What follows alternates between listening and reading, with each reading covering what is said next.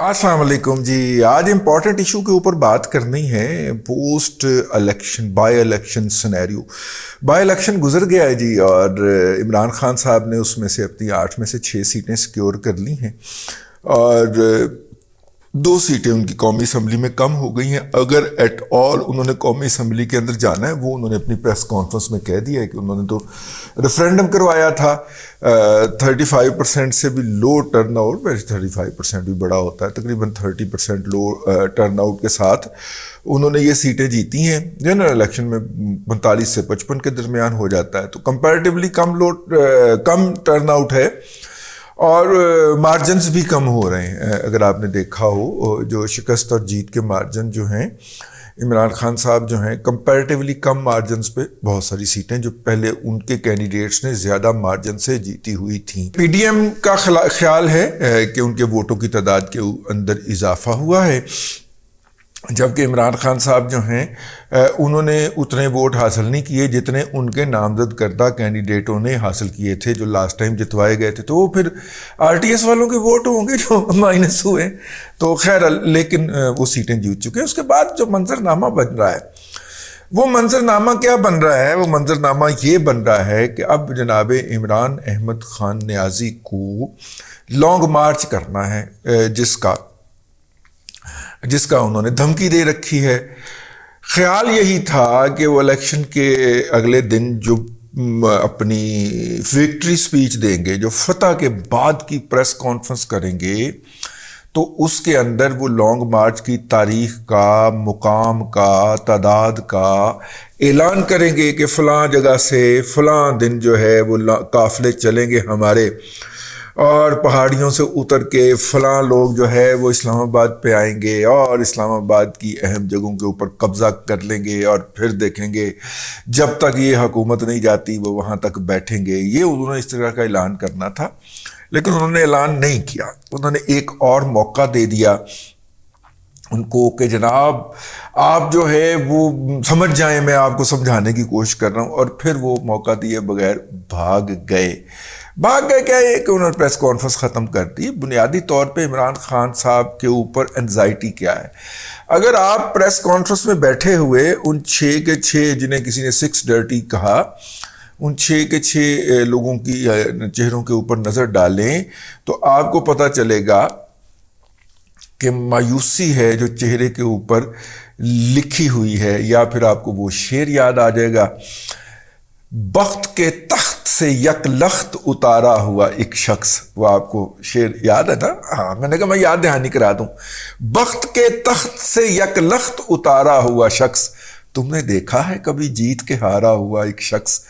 तो वो वाले चेहरे थे जी उनके उस वक्त। कल मायूसी थी, डिप्रेशन था, और डेस्परेशन जो थी उसका इजहार इमरान अहमद खान नियाज़ी साहब ने अपने मुख्तलिफ सवालात और अपने पालतू जो उनके हैं सदीक जान टाइप लोग जो उनकी पार्टी के वर्कर हैं बुनियादी तौर पे, उनके ज़रिए सवाल करवा के कि या ये पाक फ़ौज हारी है, उन्होंने अपनी फ्रस्ट्रेशन निकाली।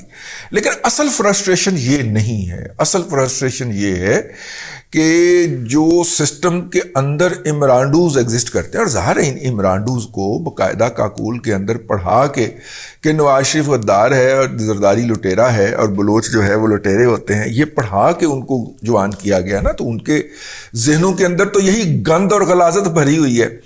तो वहाँ से उनको जो निकाला गया है वो सिस्टम के अंदर से इमरान खान साहब का क्रश तो है ना उनका, या ठीक है, तो वो बताते रहते हैं। तो उन्होंने बताया है कि नए आर्मी चीफ की तकर्री जो है वो नवंबर के पहले हफ्ते के अंदर अनाउंस हो जानी है। मेरे पास ये इत्तला है। जब हमने इस बात की कंफर्मेशन की मुख्तलिफ ज़राए से या लंदन से, तो उन्होंने बताया कि मरियम नवाज शरीफ का वहाँ पे मौजूद होना, क्योंकि नवाज शरीफ साहब पाकिस्तान की मुख्तलिफ कुव्वतों के साथ रूबे अमल आ रहे हैं। वैसे मुख्तलिफ लॉबीज़ भी वहाँ पे जाके बैठी हुई हैं, क्योंकि उनका ख्याल ये है कि आर्मी चीफ की तकर्री जो है वो जनाब नवाज शरीफ साहब के हुक्म या उनकी मर्ज़ी के बगैर नहीं हो सकती।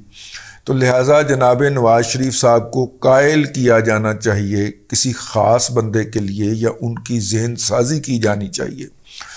تو کسی کا سسر بیٹھا ہوا ہے جا کے وہاں پہ، کسی کے سسر کا دوست بیٹھا ہوا ہے، کسی کے بھائی کا دوست بیٹھا ہوا ہے، تو بڑے بڑے جو افسران ہیں انہوں نے اپنی لابنگ کے لیے لندن کے اندر کچھ لوگوں کی یا تو خدمات حاصل کی ہیں یا اپنے رشتہ داروں کو وہاں پہ روانہ کیا ہے۔ واہ کیا بات ہے! یہ وہ نواز شریف ہے جس کا کردار پاکستان کی سیاست میں سے ختم ہو گیا تھا، اور شیدہ ٹلی پریس کانفرنس کرتا ہوا اور شیدہ ٹلی پریس کانفرنس کرتا ہوا اور بادامی جیسے بادامیوں کے پروگراموں کے اندر گفتگو کرتا ہوا قابو ہی نہیں آتا تھا۔ اور جی سیاست ختم ہے، جی شریفوں کی سیاست ختم ہے، جی شریفوں کی سیاست ختم ہے۔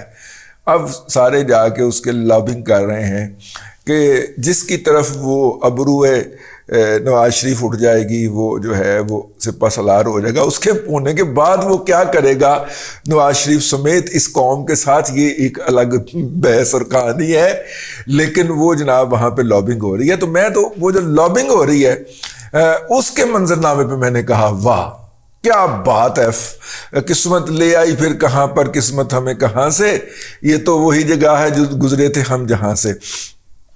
تو خیر وہ جناب اللہ آپ کا بھلا کرے، وہاں سے یہ خبر ملی کہ یہ جو لابنگ ہو رہی ہے اور مختلف انکلز جو ہیں اور وہ نواز شریف صاحب سے آ کے ملتے ہیں، یا مجھے کل ایک صاحب حال نے بتایا، میں نے کہا یار وہ سامنے سارے کیمرے کھڑے ہوتے ہیں، وہاں سے جو بھی آتا ہے ان کیمروں کی زد میں آ جاتا ہے۔ انہوں نے کہا نہیں، ایمن فیلڈ کا ایک دروازہ پچھلی طرف بھی ہے، خفیہ دروازہ، بلکہ گفیہ دروازہ ہے، تو جو بھی خاص ملاقات ہوتی ہے اس گفیہ دروازے کے ذریعے ہوتی ہے۔ ویسے بھی اس طرح کی کوئی ملاقات جو ہے جناب محمد نواز شریف صاحب جو ہے وہ وہاں پہ نہیں کرتے، اور ان کے لیے انہوں نے کسی اور جگہ کا انتخاب کیا ہوا ہے۔ اچھا جی، واللہ علم بالصواب۔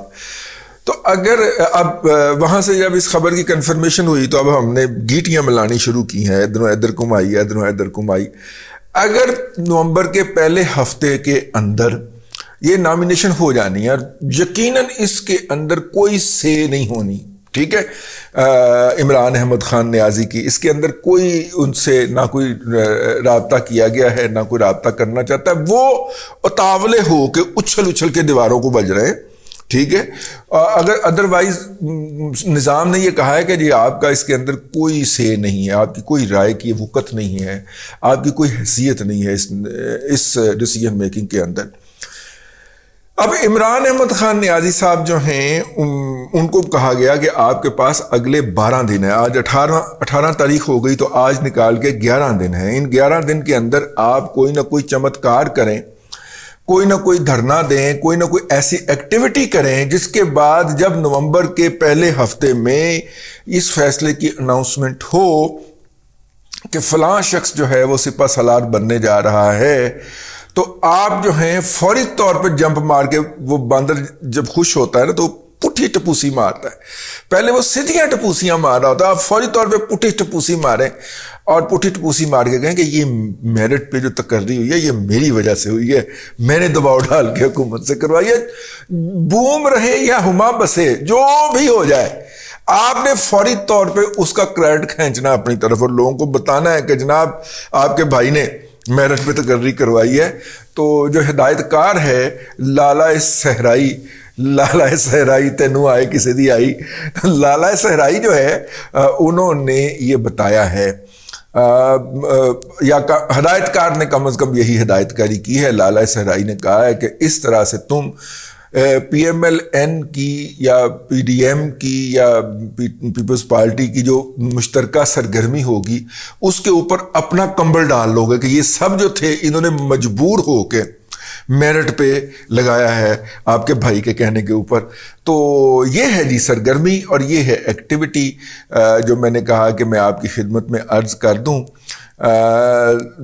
لیکن مجھے یہ لگتا ہے کہ نومبر کے پہلے ہفتے میں اس پروسیس کا آغاز ہوگا، اناؤنسمنٹ ہو سکتا ہے تاخیر میں ہو جائے، لیکن کہنے والے یہ کہہ رہے ہیں عمران خان کے پاس کوئی بھی حرکت کر کے اپنے آپ کو اس فیصلے سے ریلیونٹ بنانے یا وہ فیصلہ جو ہے وہ ٹوٹل کا ٹوٹل اٹھا کے اپنی جیب میں ڈال لینے کے لیے یہ 12 دن ہے۔ دیکھیں، بلکہ اب تو 11 رہ گئے، دیکھیں اب 11 دنوں کے اندر عمران احمد خان نیازی کیا چمتکار دکھاتے ہیں کہ وہ اس سیاست کے اندر ریلیونس رہ سکیں۔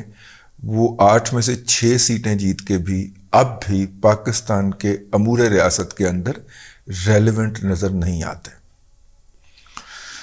اب تک کے لیے اتنا ہی، اگلے ولاگ کے اندر آپ سے پھر ملاقات ہوتی ہے۔ اللہ تبارک و تعالیٰ آپ کو آسانیاں عطا کرے اور آسانیاں خلق خدا میں تقسیم کرنے کی توفیق عطا کرے۔